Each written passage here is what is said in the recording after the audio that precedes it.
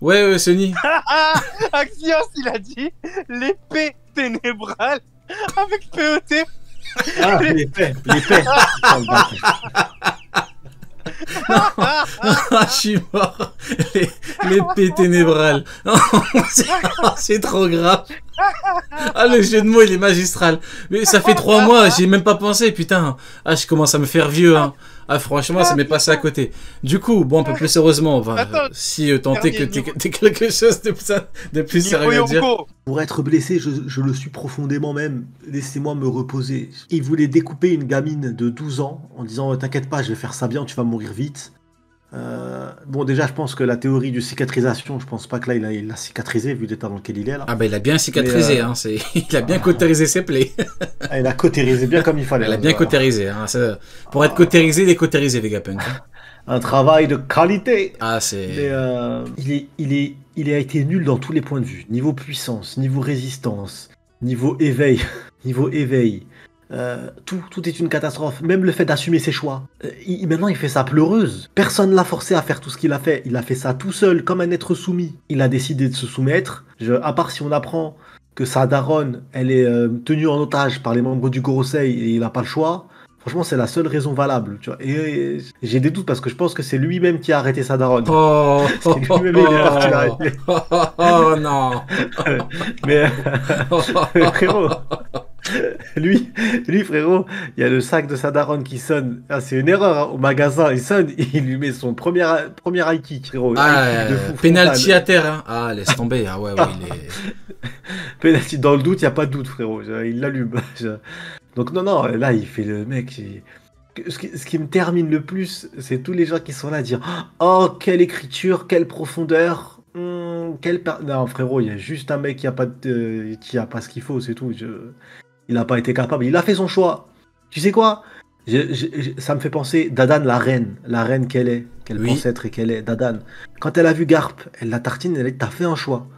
T'as choisi. T'as décidé que ta famille allait mourir et elle le tartine, tu vois. Et ben là, c'est pareil. Il a fait un choix. Il a choisi d'obéir au gouvernement mondial, à ses chiens, et de tuer ceux qui l'aimaient vraiment. Bah, frérot, il a fait son choix. Maintenant, faut pas pleurer, frérot. T'as choisi. Exactement. Personne t'a forcé. Maintenant, va pleurer tout seul dans ton coin. Et c'est fini. Laisse-nous tranquille. Exactement. Et en parlant de Garp, maintenant, tu me fais penser à quelque chose, mais effectivement, en parlant d'assumer ses choix, Garp, ce qui est problématique, c'est qu'effectivement, comme tu le dis, de par son rôle au niveau de Marineford, de par le fait qu'il a arrêté Marco par exemple, il a tout fait pour empêcher Ace d'être libéré. Mais dans ce cas-là, pourquoi quand Akainu tue Ace, tu veux le taper? C'est complètement bête. Tu vois ce que je veux dire? C'est complètement... Ça revient à Kizaru qui pleure là. Tu vois, c'est pareil. Il pleure là. En gros, on nous vend ses larmes comme...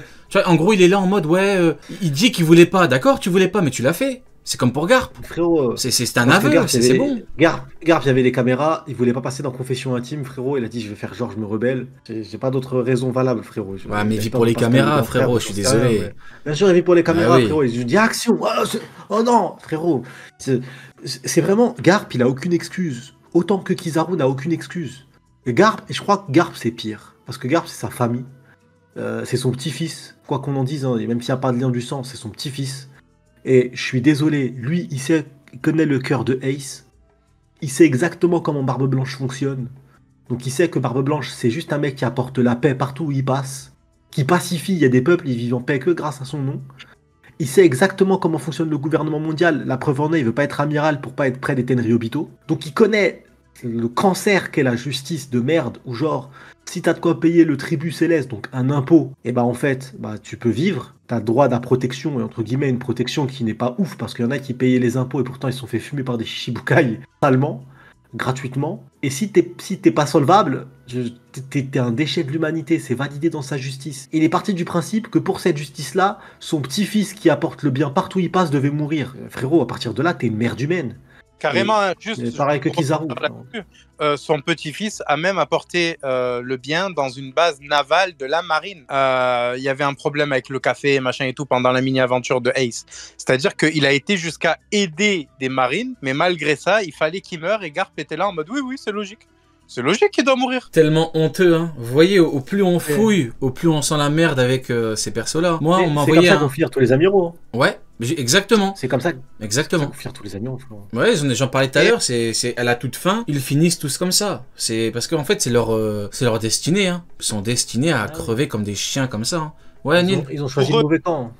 Pour revenir sur Kizaru, juste avant, parce qu'il y a Hydros qui non, c'est pas Hydros, parce que lui dit beaucoup de merde, c'est Asei. Asei qui a dit un truc assez pertinent. Il a dit ça va dire que les blessures profondes sont mentales. Viens, on débunk ça de suite, frérot. Je te le dis, Asei. Enfin, toi, tu le sais. C'est d'ailleurs pour ça que tu as fait le message. Mais Luffy, il a mis son poing d'une oreille jusqu'à l'autre dans la tête de Kizaru. D'une oreille jusqu'à l'autre. C'est-à-dire c'était deux funestes, frérot. Il a rentré son poing dans son crâne.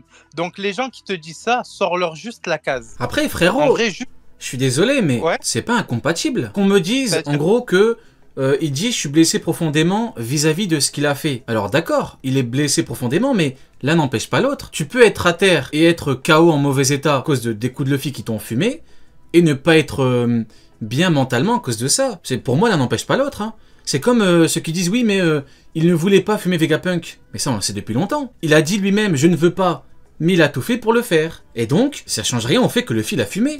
Il voulait fumer Luffy, il s'est fait fumer, point, ça s'arrête là. C'est pas incompatible, tu peux très bien être dégoûté par rapport à ce que t'as fait, et voilà, être beaucoup plus faible que Luffy parce qu'il t'a fumé avec un coup en pizza ou le White Star Gun. Voilà, pour moi, ça change rien, quoi. Enfin, concrètement, oui, il est dégoûté. C'est pour ça que moi, je dis, ouais, moi, il me dégoûte, il fait genre le mec qui pleure. Mais frérot, t'as le choix, quoi. Au bout d'un moment, tu fais juste pitcher. T'as eu le choix. Et Saturne t'a dit, pour moi, le pire, hein, c'est le summum de la clownerie restera Sentomaru. Il lui a dit, contourne-le. Il a dit quoi? Non, non, non. Moi, j'ai mes idéaux. Moi, un mec déterminé, je le fume. D'accord, bah donc pour Luffy. Qu'on vienne pas me dire que mentalement, il est nerfé, alors que, selon ses idéaux, de son aveu même, il doit se mettre à fond ou être sérieux quand un mec est déter. Bon bah voilà, c'est que FD. Il y a aucune excuse là, c'est bon, c'est fini. L'histoire est terminée avec Kizaru. Il est juste beaucoup trop faible pour Luffy, donc moi je comprends pas. C'est un faux. En fait, c'est un faux sujet.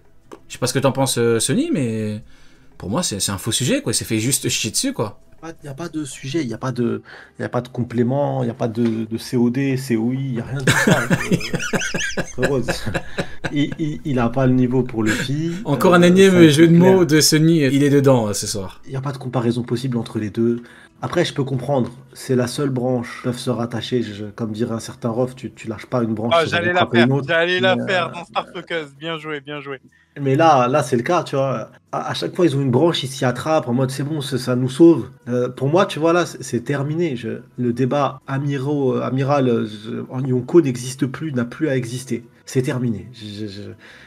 Débattre avec ça, sur ce sujet, c'est débattre avec un fou et c'est être fou soi-même, je pense, là, à ce niveau-là, parce que ça, c'est fini. Le débat, il est plus que clos, il est entériné. Kizaru n'a pas le niveau. Kizaru, là, on a une confirmation autre chose. C'est que il n'a pas le niveau, tout simplement, pour affronter les empereurs, il en est très loin. Et il n'a pas non plus ce qu'il faut pour être un homme, un grand homme, c'est tout. Dans l'univers de One Piece, oui. C'est un petit déchet. Exactement. Dans sa manière d'être, dans sa manière de fonctionner, dans les choix qu'il fait. Et à la fin, il finit à pleurer comme ça, comme Garp. Garp, il a fini à pleurer, je veux être instructeur maintenant. Ferme-la, saute de là, va faire tabasser par Dadan. Là, il arrive ici. Pour être blessé, je le suis profondément. Personne t'a forcé à faire ça. T'as choisi comme une merde. Tu finis par pleurer. Aokiji, il finit handicapé à vie. Avec une carte, il peut se garer partout, ça c'est cool. Mais il a un bras et une jambe en moins. Voilà ce qu'il a gagné de la marine en retour. Et il finit commandant d'empereur. Allez hop. Arama String Ficelle, il sort tout droit je peux pas dire le mot, c'est vrai. Mais il sort tout droit d'une organisation chelou. Il s'est fait chier dessus par... il a twerké comme ça une crise d'épilepsie par un empereur. Ça y est, à un moment donné, Fujitora qui est bloqué dans la cage de Doflamingo, il peut rien faire. Ça y est, frérot, à partir d'un moment donné... J'aime beaucoup la tournure de phrase. Fujitora est bloqué dans la cage de Doflamingo. Tu sais comment c'est honteux. C'est grave. Hein. Bloqué dans la cage. Et tout le monde a sorti, mais non, mais là, en fait, il donne la chance à Luffy. Non, frérot, il est en train de prier pour que Luffy fonctionne, j'ai envie de te dire. Il a tenté une météorite, je tiens à le dire quand même. C'est tout ce qu'il sait faire. Donc c'est un acteur alors. Donc en fait il a fait semblant d'essayer d'arrêter la cage du coup. On en apprend tous les jours. Hein. C'est Fujitora, c'est devenu un acteur qui en fait s'en contrefiche du sort d'habitants. Bon bah écoute, c'est formidable. On en apprend tous les jours. C'est pour ça que je dis que malheureusement ça c'est quelque chose de malheureux, de regrettable. Hein. Il y a beaucoup qui tentent de défendre des gens mais ils connaissent pas les personnes en question. Même sans la cage. Sans la cage, hein. Il y a juste un passage qui est détruit, mais qui annihile, qui massacre, il n'y a pas de terme exact. Pour moi, le débat Amiro-Yonko, il aurait dû disparaître à ce moment-là, même pas disparaître. Doflamingo, il donne son meilleur coup d'yep retourné à un amiral en face de lui, en lui disant, quand j'ai fini avec ça, je vais te tuer. Il lui a dit ça mot pour mot, à un amiral. À Doflamingo, ce même mec, tu dis colère Kaido, il a fait une crise d'épilepsie. J'ai cru qu'il allait tomber dans les pommes. Il a fait un arrêt cardiaque, le frérot. Le manga, c'est en noir et blanc. Je te jure, je l'ai vu pâle. Alors que le manga, il est en blanc. Je l'ai vu pâle, frérot. Juste colère Kaido. Donc, Doflamingo, tuer un amiral et faire le kéké devant lui, c'est pas un problème. Ça lui fait pas peur du tout.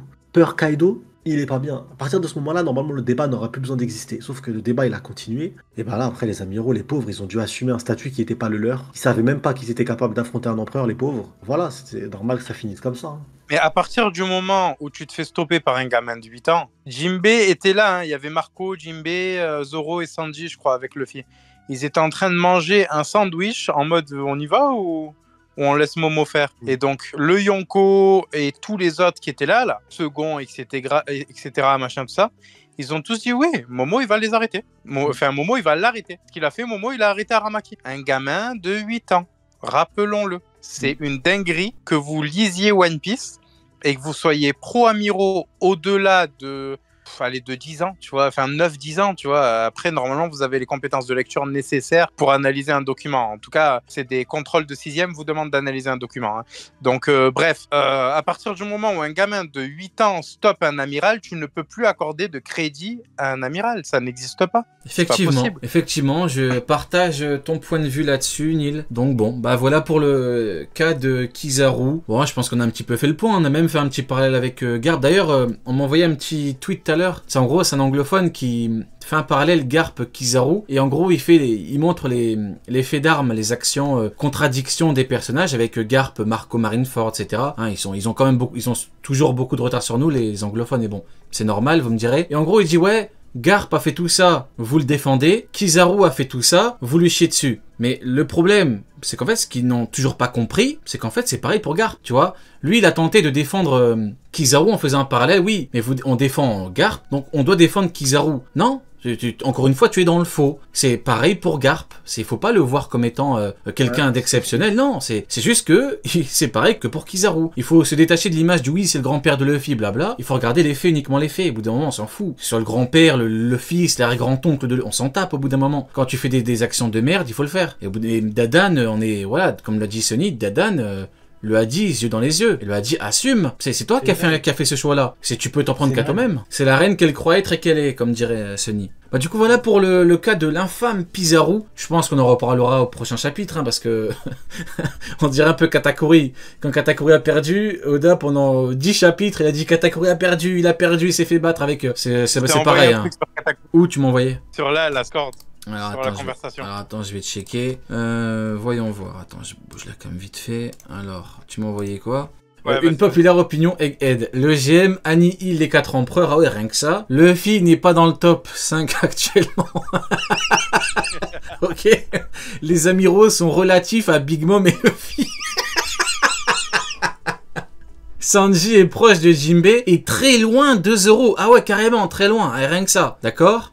Et les 4 amiraux auraient déjà tué tout le monde. Comment ça? Qu'est-ce qu'il raconte? Ah, en gros, le Gorosei, c'est des clowns. Ah ouais, d'accord, ok.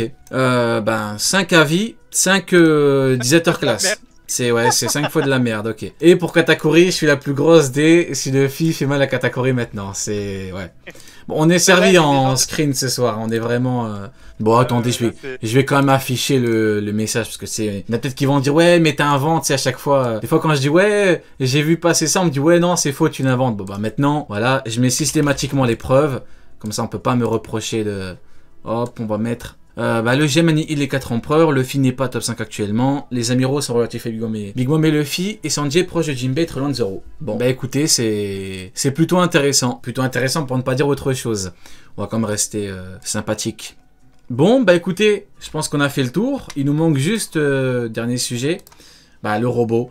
Le robot qui enfin... Du coup, il y a le robot qui enfin nous fait un petit réveil. Voilà, il se lève et il est gigantesque. Hein. Bon, ça on le savait, mais il est gigantesque. Et il s'avère qu'en fait, le robot est très impressionnant. Il est là en mode titan, en mode colosse, en mode... en mode costaud. Et surtout, il dit pardon, Joy Boy. Et de mémoire, c'est quoi? C'est la 3e personne qui dit pardon. Qui a dit pardon, Joy Boy? T'as Zunisha. Il y a eu une lettre d'excuse de Lily et il y a eu Zunisha. Donc en fait, tout le monde s'excuse. On dirait qu'ils ont tous chié sur Joy Boy à l'époque. Et tu sais, ils font un peu comme Kizaru, tu vois. Ils sont là en mode après coup, pardon. Ouais, bon, peut-être qu'il fallait pas merder à l'époque. Non, je rigole, je sais pas. Ouais, moi, je pense qu'ils ont tous été manipulés par Im. Dis-nous en plus. Je pense que Im, c'était aussi un proche de Joy Boy, ou c'était un roi qui était proche de Joy Boy, et qu'ils se sont tous fait enfumer. Et Im c'est Judas, quoi. Il a pris le pouvoir à la fin, et même Lily, elle a vu le truc, c'était trop tard, donc elle a fait de son moyen, de son possible pour avec Wano créer des poneglyphes et les disperser au plus loin possible. Et Joy Boy, je kifferais une scène, tu vois, mais bon, ça c'est vraiment de la fanfiction qui n'arrivera sûrement pas, mais c'est juste de la fanfiction qui ferait kiffer. Mais tu sais, on n'arrête pas de dire, Joy Boy, il a perdu, mais il était tout seul. Je le vois trop être mort de rire. Et en face, être seul, comme Léonidas, face à une armée de navires complets, il est tout seul, mort de rire. Et il affronte la mort en mode, allez, venez, je vous prends tous un par un. Juste comme Z, tu vois, quand Z, quand il est parti, une fin de Joy Boy comme ça à la fin de son flashback, avec tous ces Nakama qui découvrent qu'ils ont laissé Joy Boy seul, et que c'est trop tard, ils peuvent plus revenir en arrière, et que c'est fini, ils peuvent plus l'aider, et que ce serait juste incroyable, tu vois. Après, la fanfiction, frérot. Il y a aussi le fait que Joy Boy lui-même s'excuse auprès de la précédente Poséidon. Ouais, parce qu'il a pas tenu sa promesse, du coup. Ouais, donc du coup, il y a énormément de choses à ce niveau-là. Tout le monde s'excuse, c'est excuse peace, frérot. Il y a tout le monde qui dit pardon. Dès que, c'est on dirait il y a 800 ans, c'était tous des pleurnichards, frérot. Ils sont tous là, pardon, excuse-moi, je suis tellement désolé. T'as mille façons de s'excuser différentes. Mais bon, en vrai, je rigole, mais on verra ce que ça donne. Ouais. J'ai l'impression que c'est un siècle où il y a eu énormément d'échecs dans les deux camps. Ouais, effectivement. De Im aussi, hein. Vis-à-vis de Im aussi. Le fait de... Alors, on sait maintenant que c'est grâce à Lily, Jean et Fertari, mais le fait que les poneglyphes aient survécu, c'est une défaite incroyable infligée dans la gueule de Im. Donc, il y a eu énormément de choses qui font que dans les deux camps, il y a eu des pertes de malades. Le fait que les Nakama Joy Boy semblent tous s'excuser, mais sont encore en vie. Donc, pour l'instant, les deux qu'on a vus et la volonté de Lily sont encore en vie. Tu vois, pareil pour la volonté de Poséidon, aujourd'hui, c'est Shirahoshi. La volonté de Lily, aujourd'hui, c'est Vivi.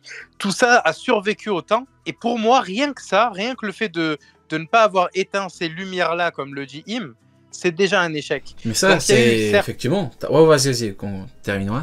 C'est ça, il y a eu certes des échecs du côté de Joy Boy, mais il y en a eu énormément du côté de Im aussi, quoi. Ah ouais, mais comme tu le dis, effectivement, Im dit clairement que la piraterie, ça l'emmerde. Donc effectivement, comme tu le dis, c'est un échec. Et en fait, un double échec, parce qu'en fait, il y a l'échec de la piraterie en tant que telle, parce que tu as eu l'émergence de tous ces pirates, même un triple échec, parce que tu as également eu le fait qu'ils n'ont pas pu arrêter Roger. Hein.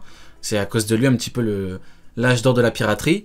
Et c'est le fait que là, ils ont beaucoup de mal à contenir la piraterie. Ouais. Ils ont beaucoup de mal. Donc en fait, c'est vrai que c'est extrêmement compliqué pour eux de gérer tout ça.